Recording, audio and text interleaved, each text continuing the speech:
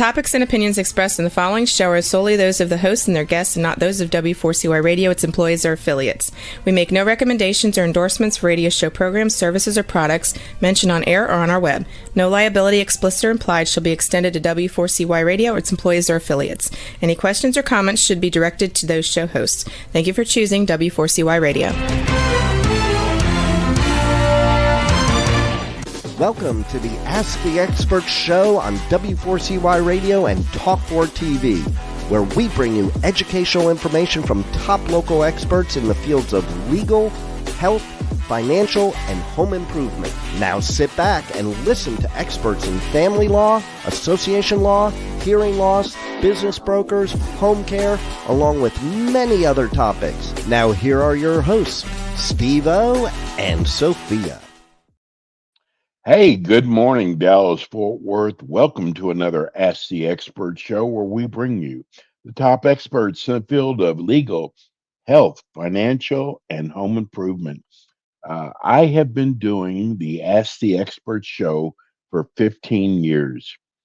Up until about a year ago, I never had a show on neuropathy. And I got to tell you, since we started this show, we have had more doctors around the country just because of the neuropathy treatment show we do here in Dallas-Fort Worth.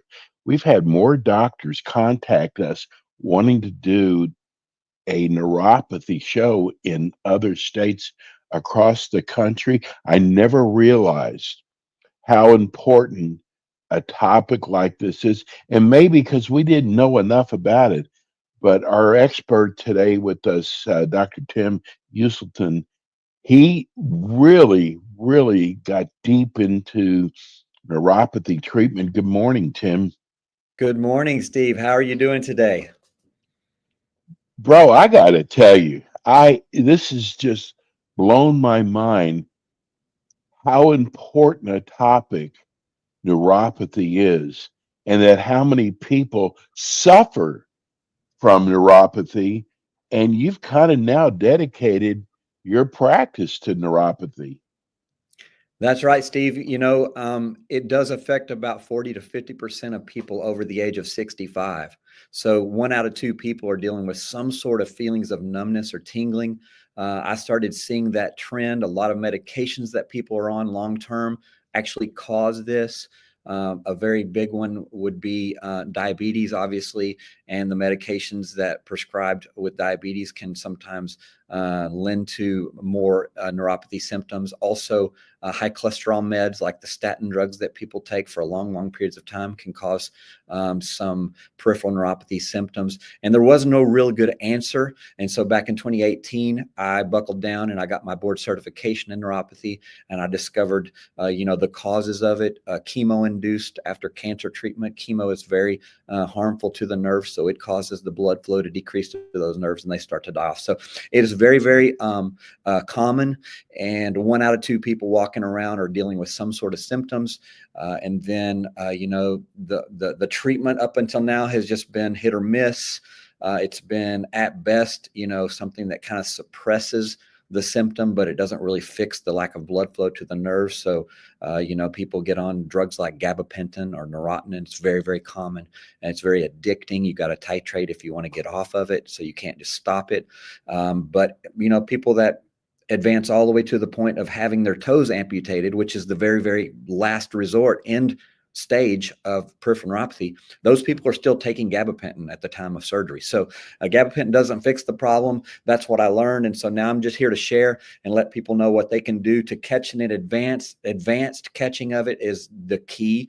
If it's too far gone, then it's gone. You're getting your toes amputated. But if you catch it early, when you first start to get those symptoms of numbness or tingling, then we can really do lots to turn that around and really change it and actually reverse those changes.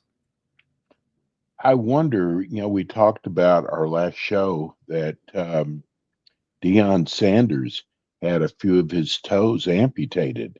And Yep. I wondered if he had neuropathy. He did. He actually had complications from neuropathy and from turf toe, but he has been a diabetic, and diabetes is a disease that spikes your blood sugars. When your blood sugars spike, When you eat the wrong thing and don't get the proper insulin to counteract that, then that spike in blood sugar floods your body with inflammation, and it goes to the furthest part away from your heart in the blood flow, in the vessels. And so that is the toes. Basically, that's the furthest point from your heart. The longest arteries go down to your toes, and that's where it starts. And so it's true that he did suffer. Now, I've heard reports that he lost a toe, and I've heard other reports that he went back a few years later and lost another toe or two. I Yes, don't know. that's what I heard. He hasn't really opened up and said this, that, or the other, but I know that he has walked with a limp. I've seen him. During his playing career, he missed significant time with turf toe, which damages Yes. blood vessels. So he had kind of the combination of that affecting him. But yeah, he's one of the more well-known folks that has actually gone to the point of having an amputation, I do believe. Yeah, especially in Dallas. Tim, I got to tell you, I am surprised from letters that we have received. You're a doctor of chiropractic. Mhm. I'm surprised a lot of the MDs have not had the kind of success that you've had with neuropathy. Does that surprise you at all? At first it did, but now that I know more about it, it doesn't surprise me. And the reason is that, we as doctors do what we're trained to do. And the general PCP, the primary care physicians, they're trained to medicate. They have a list of symptoms. They know a drug that counteracts those symptoms. They aren't really fixing the problem. And most would admit that, but they don't have any other choice. That is their choice. If they're a surgeon, then they wait till you get bad enough to cut your toes off. If they're a PCP, they get you on a medication that will push it out further. We'll never fix the problem. And so when you understand that peripheral neuropathy is really a blood flow issue into the nerves die because the blood is not bringing them oxygen and nutrition. And the nerves are coated with a myelin sheath, which is actually made out of cholesterol, by the way. It's a fatty substance that helps the electricity of the nerves go through the flow of nervous information. And so when the outside of that nerve that's supplied by blood flow starts to deteriorate and break down, it exposes then this myelin sheath that starts to break apart. And then you get raw nerve that, causes all kinds of crazy electrical type symptoms to the brain. And you say, wow, one day it's numb, one day it's cold, one day it's hot. Maybe in the same day it's cold, hot, numb, and on fire, or tingling, like it's falling asleep, pins and needles, or you creepy crawlies are walking around on your feet. All of those are symptoms that tells your brain something is off. The myelin sheath has been broken down, and now that nerve has been exposed. When it's exposed, it's nothing more than an extension cord that you see the insulation that's broken, and you see the copper wire inside the wire that's running into your garage outlet, and you go grab it and it shocks you. That's just saying, hey, there's no covering around this, and it doesn't know exactly what it's going to do. It's going to shock you.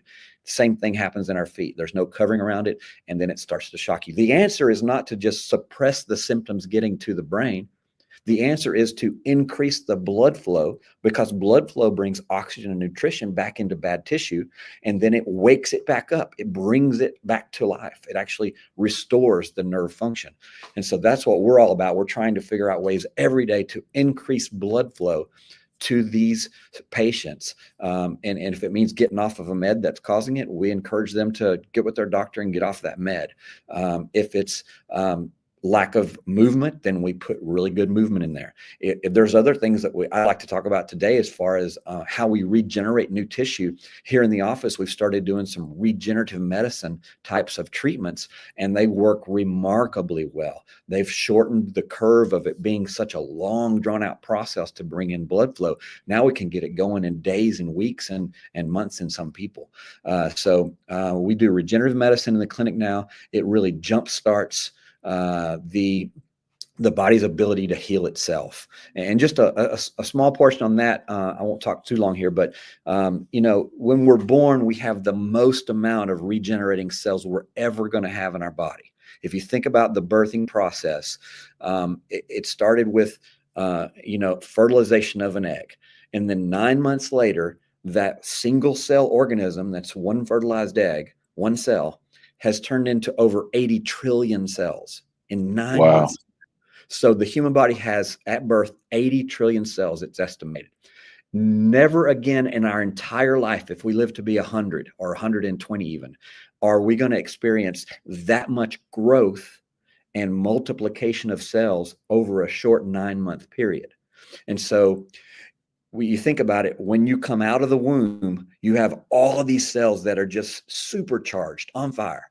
And then as you age, by the time you're 18 years of age, you're not even skeletally mature yet. You haven't gone to college, right? Haven't voted. You've lost half of those regenerating cells. By the time you're 65, you're lucky if you have 5% of them left. So that's why we don't heal when we're 65 like we did when we were a teenager. So those cells, we have the ability now to take some of those cells out of an elderly person and concentrate those cells and bring them back to a level of viability, maybe like when they were 30 or 40 years old, maybe not, like when they were born, because it's hard to get those back to that level. But we can take those out, concentrate them, and put them back into the areas where the nerves have died, and it'll bring in that new blood flow. It really, really works well. They're called regenerative medicine for a reason. They regenerate new tissues, which includes nerves and blood supply. Now, if you want to go back to the day old cells, we can actually buy those from tissue banks. They come to our office frozen, and we put those into the body as well. They do great for rebuilding nerves down in the lower extremities. So that's a kind of a conversation that we haven't really had on this broadcast over the last several months. We talk a lot about the other things, but we're seeing really, really good results in the regenerative medicine arena. Well, to show you the popularity of your show, look over here in the chat line. We've got a lot of people writing in. Ben wants to know, will shockwave therapy help the legs after chemo? Absolutely. Shockwave therapy is one of the quickest ways to get a flood of blood flow. Now, there are some contraindications, so it's not for everyone. If you're on blood thinners, if you have a history of clots, you don't want to maximize that shocking of the tissue to get blood flow. But shockwave is also known as acoustic wave therapy. It's a sound wave technology. It's where we kind of, like if you had kidney stones and they're too big to pass, then at the hospital they'll do lithotripsy and they'll blast you. They call it, you got 10,000 stone blasts or whatever, and it'll break it into smaller pieces and then you can pass it. Well, all that's doing is it's sending a sound wave into the body to break up that calcium in the kidneys. Well, this sound wave technology we use is on the same spectrum, but it's not as strong. So it's not going to break calcium down. It's going to just cause the tissue to say, I need blood flow. I need blood flow. And it actually creates new and additional blood flow. That's why, those shockwave treatments are beneficial to like for men's health, for treating ED, erectile dysfunction. That's a blood flow issue. And so they use the shockwave in and around on the male health side, and that helps with blood flow. We know that happens. I mean, people reduce their erectile dysfunction, in a matter of 2 or 3, 4 treatments. But when we do it on the bottoms of the feet, on the ankles, on the calf muscles, it just demands blood flow to come into the area. So that's one of the ways that we treat it. And we use a very thorough approach. We're not just going to do one or the other. We're going to, if you're a severe neuropathy patient, we're going to do all of it we can do. We're going to change your nutrition. We're going to get you on red light therapy. We're going to get you a vibe plate to use at home. We're going to get some stimulation going. We have ultrasound. We have infrared here in the office. We do manual work on the feet. So it's a very all-inclusive. The really difficult case is if you do 1 or 2 things, you see little bitty tiny improvements. But if you do it all, you'll see 30, 40, 50% improvement. Henry wants to know, does the red laser light treatment help the legs and feet? Exactly. That I just mentioned that the red light is very, very beneficial. There are probably more white paper studies done and posted in PubMed.gov than many other studies on medications, actually. I mean, there are reports all over the place of these thousands of people and these thousands of people, and one got red light and one got a fake red light, or they got a visible red light and they got the red light with the infrared wavelength. And those things matter, because when you buy any old red light wrap or something off of Amazon, it may not penetrate the skin.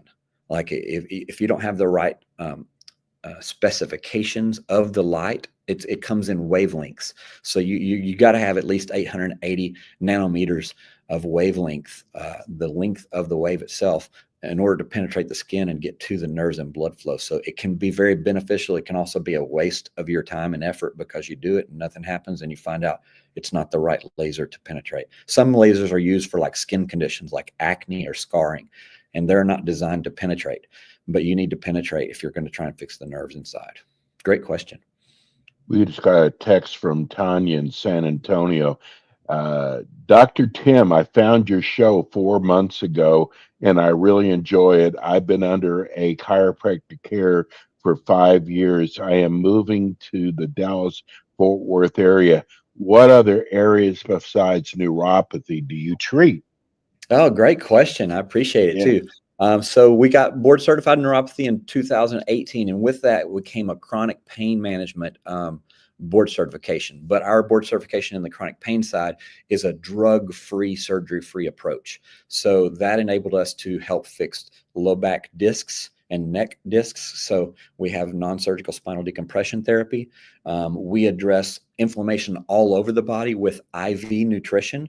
So we'll start an IV and we'll put in the good B vitamins, vitamin C, glutathione, super antioxidants, and we'll get people better and decrease their inflammation that way. In some cases, that lowers people's A1C. It lowers their APL, all the different enzymes around the heart and liver, the C-reactive proteins that are causing all of these symptoms. We'll actually lower them with good proper nutrition. We have what else? I already mentioned the shockwave, the infrared, the combined electrochemical therapy specifically for the neuropathy. We have some very good medically supervised weight loss programs, and so we kind of have become more of a wellness center where you can get many things addressed, not just neuropathy. That's one of our big three, probably, with the other two being the rehab and the disc decompression, and then the IV therapies. Okay, let's go. There's a question here. Francis wants to know, what does this process involve? I guess she means the process of neuropathy. Okay. So the process of neuropathy is that we would start with a neurological evaluation. We would see the percentage of sensory nerve loss that you've suffered. If it's your feet, most commonly it is. We would check the feet bilaterally, and then we'd check them as they go up the leg, because typically it starts in the most distal, the furthest away part, like toes or bottoms of toes or pad of foot. And then we check it as it goes into the top of the foot, into the ankle, and up into the calf. Some people have neuropathy from mid-thigh down, and it's really progressed. But we would need to check that out and see how far yours has progressed, to be able to tell you then the recommendations for the treatment, because someone who's got a neuropathy from mid-thigh all the way down versus someone that's got one part of their foot is very different. But the treatments, we do twofold. One is we have an at-home program, a protocol that's done 100% from home. We give the patients all of the instructions and the equipment to use some of these things at home, and then a lot of nutrition, because we want their nutrition right. We want to decrease their inflammation. We want to give them vasodilators. We want to give them things that really help bring the blood flow in and decrease the body's inflammation. And you can do that through the gut with proper nutrition. So that's an at-home thing as well. The B side of that would be people that are close enough here to come into the office and get on one of our biggest machines. It's called a Synexus machine. It's a neogen where it generates that new nervous tissue. So it kind of looks like an electrical modality where, but it's got some big suction cups that we place around the feet, and then we inject some chemicals, meaning mainly B vitamins, B1, B6, B12, and some other things to make it not so acidic. And we put that into the nerves in the area, right into the foot. And then we hook the machine up, and that machine draws these B vitamins and the lidocaine. And that's why it's called combined electrochemical therapy. The electro is the machine, The chemical is the injections of these vitamins in a special concoction. And then that really, really does help increase. But that's kind of a treatment that you need to do 20, 30, 40 times, depending on the severity. And that's done in the office. So it may be a person on a treatment plan for 4 to 6 months. And then we're doing some nutrition at home. We're getting them a red light to use at home. We're doing all those things as well. But yeah, you can do it at home if you're remote, like you can't get to Dallas. You say you live in San Antonio. We can ship it all to you. Yep. We just got a text from Corsicana. Okay. A doctor in Corsicana wants to know, do you get many referrals from doctors? Absolutely. In fact, over the last couple of years, our target has been actually going out and spreading the word. You call it marketing, call it whatever you want to call it, but we're going into the general, the MDs, the DOs, the PCPs around our office, and we're flooded in this area with probably 30 or 40 PCPs right here within 2-3 miles. And we drop off things showing what we do, because they're all scratching their head going, yeah, this neuropathy is not getting better with gabapentin. And they really, if they're a good doctor, they want to really help their patients. And then we just have to educate them, because typically these treatments that fix the nerves the best are not covered by insurance. And so the PCP, they live off of insurance. They can't comprehend a treatment that's not covered by Blue Cross. And so they don't offer it in their office. They would never offer this type of thing, because their model is get in and out in less than 4 minutes, do high volume, and write a lot of prescriptions. That's how they make money. And again, back to where I started, it's not their fault. It's how they've been trained and taught. And so they are doing what they're taught. We have a few that break out of that model, and then all of a sudden they start doing regenerative medicine. And those are the ones that are very well read and whatever. But we definitely get a lot of referrals from MDs around here. And it's people that typically have neuropathy. They have chemo-induced neuropathy. They have out of control diabetes.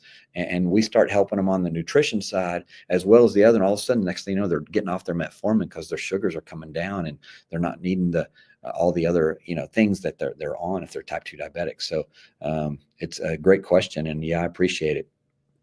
Greg in Grapevine wants to know, what areas of pain management do you cover? Okay, so we primarily work on joint pain, and the most common is like knee pain. Sometimes we get hips and shoulders as well. And of course the spine, neck, upper back, lower back, all those areas of chronic pain. We have kind of a similar approach. We go at the structure, and then we go at the metabolic health, and then we go at the nervous system. And so if we can determine which of those are the biggest factors, that'll determine how it is we're going to treat them. But again, our approach is without steroid injections, without painkillers, and without surgery. Surgery would be the absolute last, furthest down the list resort for people that come into my clinic. Got it. If I were you, Tim, I would pinch myself every morning, the people that you have saved from having surgery. I think it's just remarkable. We got a couple minutes left. Let me go to Lemsey. Would someone with bone cancer use shockwave therapy? No, any active cancer would be considered contraindication, because what it's going to do is it's going to flood the air with blood flow. And when blood flows through tissue, it makes it grow. So if you have a tumor or cancer cells, it's going to have the potential to make it grow, if that makes sense. Like, yes. We wouldn't want to stimulate growth in an area where there could be cancer cells. So shockwave therapy is contraindicated for active cancer. Now, if a person's been cancer-free for a number of years, that kind of opens up the treatment protocols. But anything that's been in the last 5 years, we wouldn't recommend that. And of course, if we were in the conversation, then we would go straight to the oncologist, and we would get a letter from them, and not just to cover our butt, but to make sure that they're in agreement that it can't hurt. Now, if a person's at the end stage and they're wanting pain relief, then yeah, because their goal is not to reverse it at that point if it's at the very, very end stage. So when a person's at the end stage, their oncologist usually says, do whatever the heck you want, because it's not looking good with what we're doing. But if there's any viability, what the treatments are doing. See the follow-up. What about the red light thing? Red light's very similar in that it increases the mitochondrial communication. So the mitochondria is the center brain of each cell, and red light therapy stimulates that. And so it has the potential to really spark some growth. And so I would shy away from those two therapies with active cancer. We would also shy away from anything regenerative. So if we're going to put those cells that we spun out of a person back into them after they're concentrated, or if we're going to go with the day-old umbilical cord cells, then we would need you to be cancer-free for 5 years.